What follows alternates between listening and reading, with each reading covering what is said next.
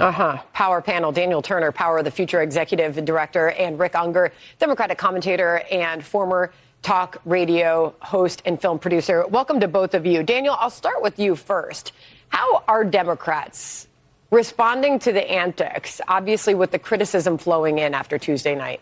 Yeah, I went back and watched Joe Biden's State of the Union addresses, and even starting with the entrance of the First Lady, Republicans stood and applauded. And when they didn't do that for Melania Trump, in real time, I watched it thinking, okay, this is going to be bad. You know what's telling for me is a couple hours ago, you had former Senator Joe Manchin on, and he talked about supporting energy issues when President Trump in his first term talked about it, applauding them because he cares about the issue. There wasn't one Democrat who cared about a kid with cancer or who cared about a high school student who got into West Point. And so the strategy of everything Trump supports, we oppose is not really a working strategy. And the American people see that. And if they continue on this path, it's going to continue to do their party a lot of damage.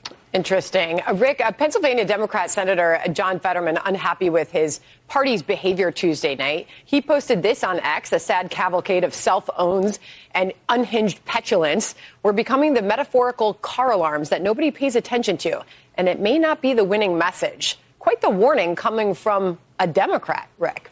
Yeah, I may not be a very good sparring partner today because I agree with Senator Fetterman. I thought that the behavior of the Democrats was just way off base. If I were a member of Congress, I, too, would have voted to censor Congressman Green. But to bring a little bit of balance to this, which I think is always useful, I would have voted to censor the Republican congressman who shouted liar at President Obama. I would have voted to censor Nancy Pelosi when she ripped up President Trump's speech in his first speech back in his first term.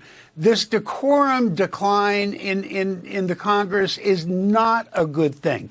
It's really not. And by the way, there were some Democrats who stood for that great young boy, I being one of them. I stood up at home and applauded when the president announced that he was making him a Secret Service agent. I was very touched by it. I think for most of us watching that in real time, can't imagine anybody who wouldn't stand for him, but we saw it with our own eyes. There is a post-election shift, that is for sure, from Democrats on what they want to see from their party. A recent poll found 45% of Democrats want the party to be more moderate, an 11-point increase, Daniel, from when that question was asked just 4 years ago. So why are we seeing such extreme behavior? Yeah, the Democrats need a leader who can understand what's happening to their party and have their finger on the pulse of the American people.